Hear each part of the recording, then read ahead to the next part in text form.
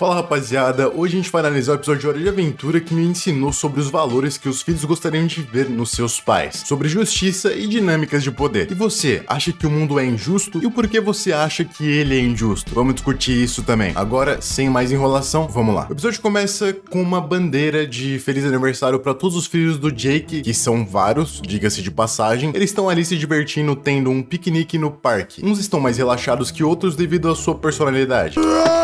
Mãe, que horas a gente vai comer? Essa irritação é porque o Jake tá atrasado pro aniversário dos filhos e a gente sabe que ele nunca foi realmente um bom pai, ou um pai presente. Primeiro porque ele passa muito tempo com o Finn e segundo porque os filhos dele crescem muito rápido, porque são cachorros. Eu amo o papai e tal, mas ele só me viu umas 2 vezes. Logo depois dessa reclamação, o Jake chega e esquecendo de trazer os presentes de aniversário, mas pelo menos levando um almoço que é só uma gororoba esquisita. Esse é um dos episódios em que você mais perde o respeito pelo Jake, porque você vê o quanto ele é imaturo com os filhos dele. E pra alguém que normalmente aparece na série como um ser sábio e mais maduro, é bem decepcionante ver o pouco caso que ele tem com os filhos. O que torna tudo um pouco mais engraçado é que no começo do episódio nós temos uma cena de ninho de passarinhos. Enquanto o papai pássaro tá lendo o jornal, os filhos dele caem.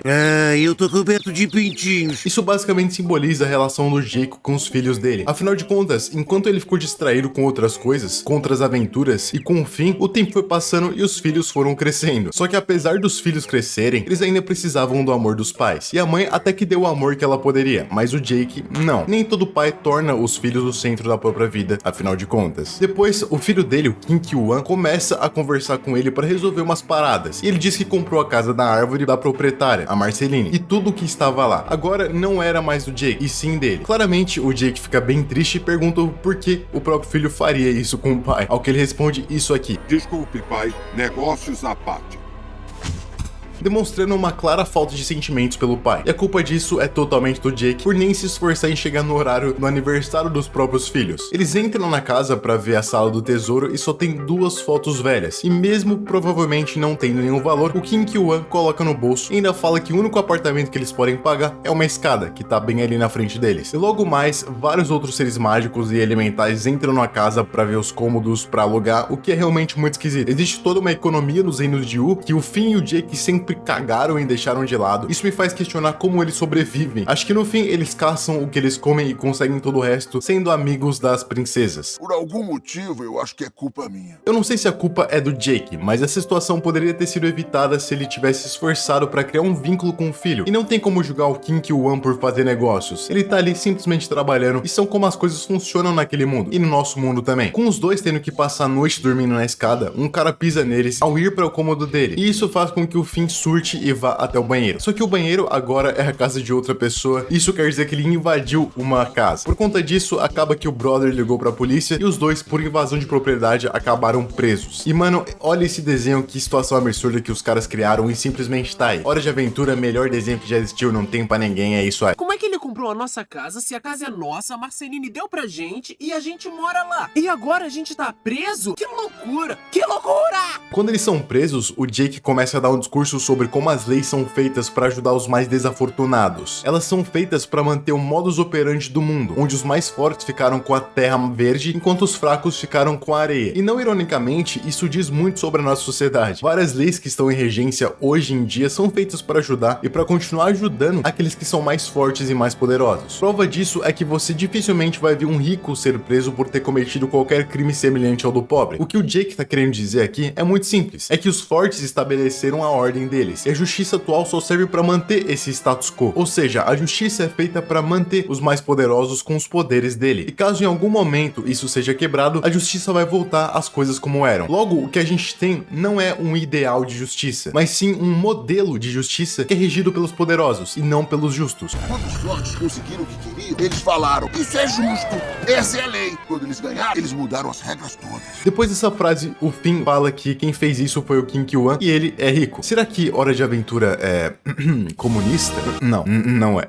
É simplesmente o episódio onde o Jake fala sobre a realidade. Você não precisa ser comunista para ver como as coisas funcionam. Em um mundo onde o dinheiro é o poder é usado não só para controlar pessoas ou conseguir mão de obra, mas para influenciar ideias e manipular os sistemas. O episódio segue e eles são liberados por terem fiança paga pelo Kim. O Jake acha que o filho fez de bom coração, mas logo em seguida ele dá um papel com o preço da fiança, ou seja, é pro Jake pagar. Ele ainda manda o Jake parar de brincar e arranjar um emprego, mostrando a visão que ele tem do pai. É uma visão que mostra que o Jake é irresponsável, não liga pro dinheiro e só quer ficar se divertindo. E sinceramente, eu até entendo esse tipo de visão no nosso mundo. Afinal, aqui a gente realmente precisa de dinheiro pra sobreviver. Tipo, eu tenho que pagar o meu aluguel mês que vem. Inclusive, se você quiser ser membro aí, ou sei lá, me apoiar em algum lugar aí, vê no comentário fixado onde você pode me apoiar, tá? Mas ser assim nas terras de U, pelo amor de Deus, né, Kim Ki-wan? Pelo amor de Deus. Ele é a encarnação do modus operandi capitalista, que só vê valor em alguém se essa pessoa estiver se matando de trabalhar, ou só vê maior valor no próximo se ele for um rico com uma grande influência. Se Sócrates existisse nos dias de hoje, ninguém ia dar valor pra ele pelas coisas que ele disse, mas provavelmente iriam ficar julgando suas vestes. Enquanto isso, bilionários são idolatrados como se fossem deuses, mas na real o sistema só os privilegiou mesmo. Isso quer dizer que se o Jake estivesse ausente, só que pra trabalhar, ele seria adorado pelo filho. Mas se o Jake se ausentou pra se divertir, então ele tá errado. E isso coloca em perspectiva vários valores que a gente tem hoje em dia sobre as coisas. Talvez a abordagem despreocupada de Jake possa ser vista como uma busca por uma alegria e autenticidade em um mundo que muitas vezes nos pressiona a seguir um caminho pré-definido. E essa é uma maneira mais profunda de ver as ações do Jake e o porquê ele faz o que ele faz. O episódio continua e o Jake fica se questionando onde foi que ele errou, e o Finn fala que não sabe, mas que não vai ficar dormindo em uma escada de novo. Então vai à procura de dinheiro para comprar a casa de volta. É interessante notar que para eles é tudo muito simples, eles falam numa naturalidade sobre conseguir dinheiro e comprar casa que, meus amigos, eu queria muito que a vida fosse assim. E aí, quer assaltar um banco ou o quê? O Finn responde que na verdade ele só quer arranjar um emprego. Enquanto isso eu tô aqui no aluguel e ele lá achando muito fácil comprar uma casa. E o Jake fugindo do emprego. Lembra que ele enterrou ouro no quintal e vão usar isso para comprar a casa de volta. Só que o Kim chega bem na hora e fala que na verdade aquele ouro foi encontrado no quintal dele. Portanto, aquele ouro é dele. O que é bem justo, mas se você for parar pra pensar, realmente funciona assim no nosso mundo. Na sinceridade, cara, teu filho é a maior mala sem alça. Depois de falar isso, o Finn falou que ele talvez tenha problemas que não pode contar. Tipo problemas com a máfia ou outras coisas. Logo em seguida, eles o seguem até a casa dele, onde é revelado que ele é rico e só fica o dia inteiro lendo, tal qual Aristóteles. Se ele não precisa do nosso dinheiro, do que ele precisa? Pra mim tá claro que todo esse confronto com o Jake e o Finn foi pra tentar conseguir atenção de alguma forma, pra tentar fazer com que o Jake suprisse as suas expectativas de ser um cara mais responsável. Porque talvez, se ele tivesse algum emprego, fizesse mais parte da vida do filho. O Jake, ao notar que o filho não precisava de dinheiro, resolveu dar isso aqui pra ele.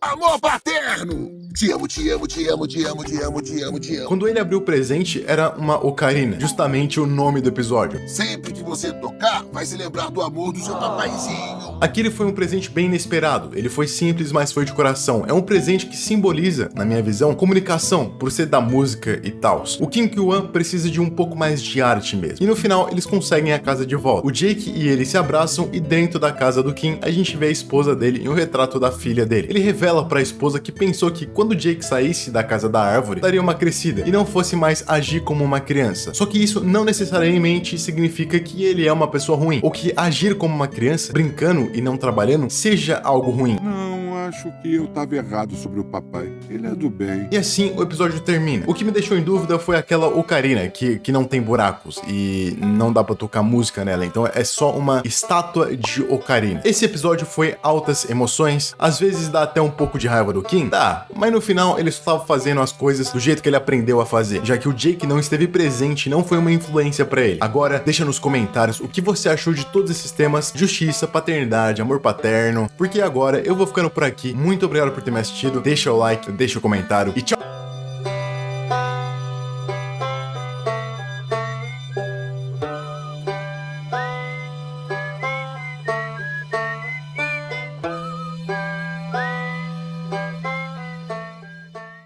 아무래도